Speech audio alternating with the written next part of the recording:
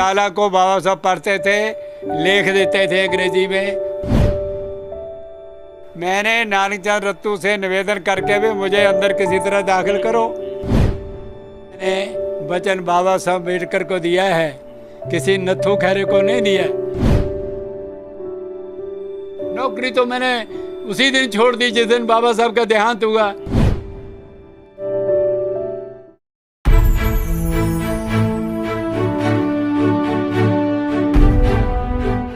जय भीम। LR बाली यानी लाहौरी राम बाली का नाम किसी परिचय का मोहताज नहीं है। भारत ही नहीं, दुनिया भर में अम्बेडकरी आंदोलन, अम्बेडकरी समाज से जुड़े हुए, इस मूवमेंट से जुड़े हुए तमाम लोग उनको जानते हैं। 91 साल तकरीबन उम्र हो चुकी है उनकी, और इस उम्र में तकरीबन जीवन के 70 साल उन्होंने अम्बेडकरी आंदोलन को दिए हैं और आज भी लगातार सक्रिय हैं। इनको आप भीम पत्रिका के संपादक के रूप में जानते हैं। बाबा साहब के संपर्क में तकरीबन 6 सालों तक रहे हैं। जो अम्बेडकरी वांग्मय, बाबा साहब डॉक्टर अम्बेडकर का लिटरेचर आप पढ़ते हैं, उसको भी पब्लिश करने में इनका बहुत बड़ा योगदान रहा। हमारे साथ हैं LR बाली जी, हम जालंधर में हैं उनके घर पे। सर, सबसे पहले तो आपको बहुत बहुत धन्यवाद, आपने हमें वक्त दिया। आपका भी बहुत बहुत धन्यवाद। आप दिल्ली से यहाँ चल के आए और आपने ये कष्ट किया, हम आपके बहुत शुक्रगुजार हैं। सर, 91 साल तकरीबन उम्र हो गई आपकी, 90 प्लस। 70 साल तकरीबन आपने सार्वजनिक जीवन में दिए हैं। 80 साल, ठीक है। जब आप पीछे देखते हैं यहाँ से खड़े होके, तो आपको क्या लगता है कि कितना काम हो पाया है? देखो, मैं वक्त को कैसे देखते हैं अपने जीवन के 80 साल? मैं देखो ऐसा देखता हूँ कि जो कुछ हमने किया, हमारे साथियों ने किया, मैं अकेला दावा नहीं करता है। हमारे साथियों ने जो किया, हमने किया, वो तमाम चीज़ें देश के अंदर फैली हैं।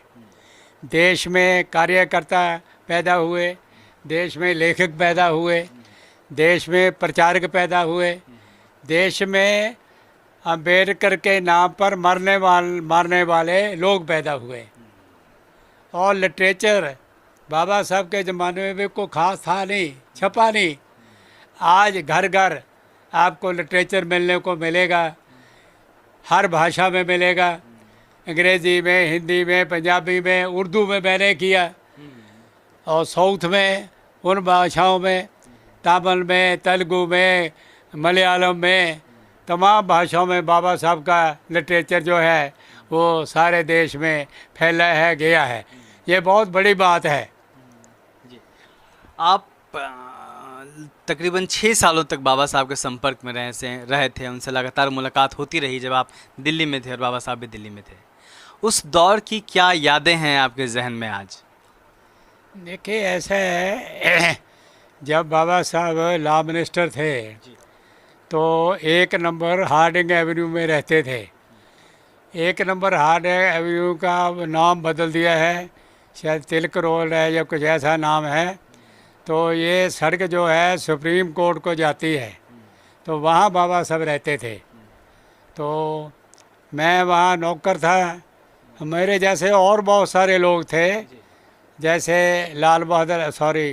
सोनलाल शास्त्री, विमल चंद्र, मुंशी राम भारद्वाज, DC हीर, ये तमाम पंजाबी लोग हैं, और शंकरानंद शास्त्री, ये तमाम लोग हैं। और बाबा साहब आम तौर पर संडे को उस जगह कुर्सी डालते थे, सीनियर लोग आगे बैठते थे, हम पीछे बैठते थे।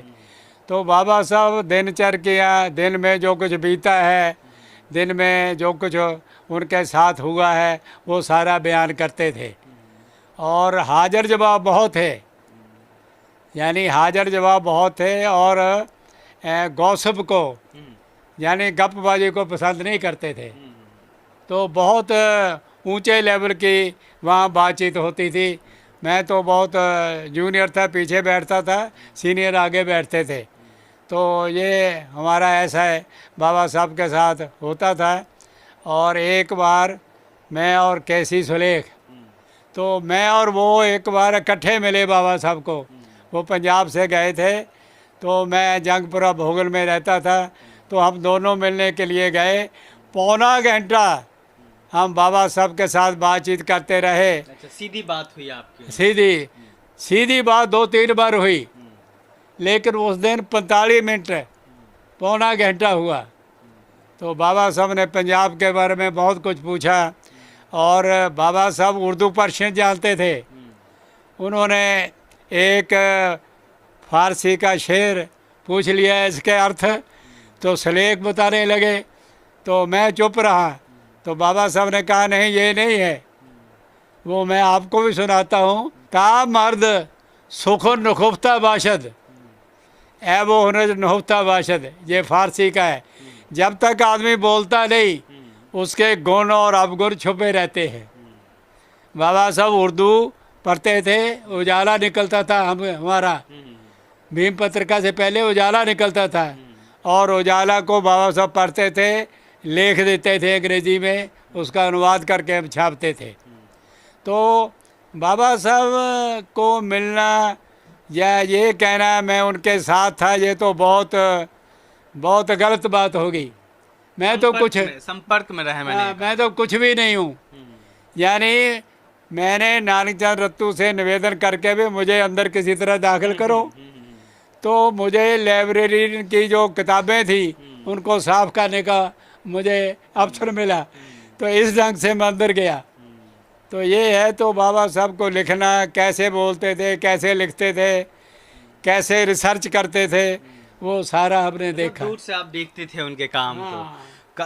आखिरी मुलाकात कब हुई थी आपकी उनके साथ? कोई बातचीत भी हुई थी क्या? मैं 30 सितंबर 1956 को 26 अलीपुर रोड पे मिला उनको। उस दिन शेड्यूल्ड कास्ट फेडरेशन की आखिरी वर्किंग कमेटी की मीटिंग थी। उसमें 2 फैसले हुए। मैं तो मेंबर नहीं था, जो पंजाब का शेड्यूल्ड कास्ट फेडरेशन का प्रधान था, मैं उसको इंट्रोड्यूस करने के लिए वहाँ गया था। वहाँ नहीं, मेरा अंदर नहीं जाने का था। तो वहाँ पर 2 फैसले हुए। एक तो ये कि शेड्यूल्ड कास्ट फेडरेशन को ख़त्म किया जाता है आज, और इसकी जगह रिपब्लिकन पार्टी ऑफ इंडिया कायम की जाती है। दूसरा ये कि जितनी पॉलिटिकल रिजर्वेशन है असेंबली की, पार्लियामेंट की, ये ख़त्म होनी चाहिए। बाबा साहब की दलील ये थी कि ये जो लोग चुन के गए हैं, ये अपने मालिकों की बात करते हैं, आकाओं की बात करते हैं, जिन लोगों ने चुन के इनको भेजा उनकी बात नहीं करते। तो इसलिए ये रेजोल्यूशन भी बाबा साहब की अध्यक्षता में हुआ। रिपब्लिकन पार्टी से आपने भी चुनाव लड़ा था? हाँ, तो पंजाब से ही। हाँ। हाँ, तो वो आप राजनीति में क्यों गए और फिर राजनीति छोड़ क्यों दी आपने? ऐसा है कि मैंने, ये 1966 की बात है जी। हमारा दफ्तर था 15 जनपद, हमें अलॉट हुआ था गवर्नमेंट की तरफ से। तो वहाँ पर दादा साहब बीके गायकवाड़, जो बाबा साहब के राइट हैंड मैन रहे हैं, वो एक प्रस्ताव लेके आए कि आरपीआई का कांग्रेस के साथ भी, मराठी में बोलते हैं युति, समझौता होगा, समझौता होगा। तो ये वर्किंग कमेटी के एजेंडे में नहीं था। तो मैंने कहा ये वर्किंग कमेटी के एजेंडे में नहीं है, इसको कैसे हम विचार कर लें। तो ये वायदा करके आए थे वाई चौहान से, अच्छा, कि इसको यूनानिमस पास करना है। तो मैं अड़ गया, मैंने कहा नहीं ऐसा नहीं होगा। तो मैं उस दिन पास नहीं होने दिया। दूसरे दिन मैं रात को करोल बाग गया, वहाँ से मैंने what Congress and Gandhi have done to the untouchables वो किताब ली, और 17 पेज का लॉन्ग हैंड मैंने लेटर लिखा वर्किंग कमेटी की विचार के लिए। तो मैंने कहा भाई आप बहुत गलत कर रहे हैं, तो मेरा इसमें इख्तिलाफी नोट लिखो। तो मैं नोट ऑफ डिसेंट वहाँ लिखाया। उसके बाद जो दिल्ली में सभा हुई आम, लाखों लोग थे उसमें, होती थी वर्किंग कमेटी के बाद। तो मैंने उसमें कहा कि आज नेताओं ने रिपब्लिकन पार्टी की कब्र खोद दी है, और ये पार्टी जल्दी जल्दी ख़त्म हो जाएगी। एक बिका, दूसरा बिका, बीडी खोबरागढ़े राज्यसभा का उपसभापति बन गया, और किस किस का नाम लूँ, क्या क्या किया। जब बीपी मौर्य ने देखा कि ये कांग्रेस से मिल गए हैं, वो कांग्रेस में ही चला गया और स्टेट इंडस्ट्री मिनिस्टर बना। ऐसे जे आपका जो गौतम था ये ये राज्यसभा का मेंबर बना। यानी एक एक करके बिक गए।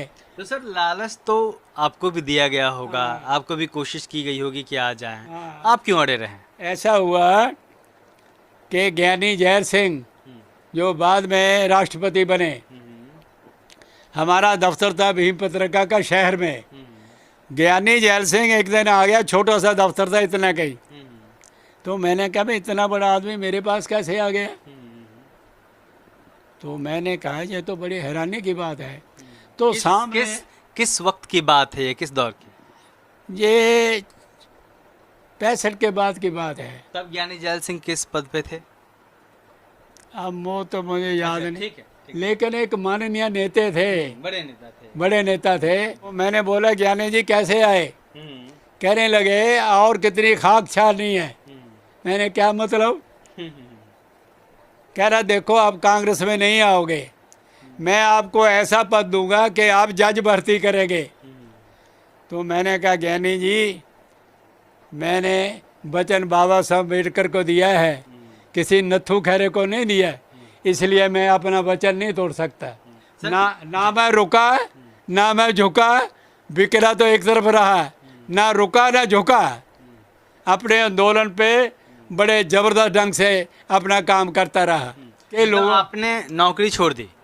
नौकरी तो मैंने उसी दिन छोड़ दी जिस दिन बाबा साहब का देहांत हुआ, महापरिनिर्वाण हुआ। 6 दिसंबर 1956 को मैंने 1 महीने का वेतन जमा कराया। मैं परमानेंट था, कंडीशन थी या 1 महीने का नोटिस दो या पैसा जमा कराओ। मैंने पैसा जमा कराया और मैं नौकरी से फारिग हुआ। आपने कहा कि आपने नौकरी छोड़ दी थी जिस दिन बाबा साहब का महापरिनिर्वाण हुआ था। क्यों एक झटके में आपने फैसला लिया? आपने क्यों सोचा कि अब मुझे नौकरी छोड़ देनी है, नहीं करनी है? ऐसा है कि जब मैंने बाबा साहब को वचन दिया है, वो बहुत बीमार थे।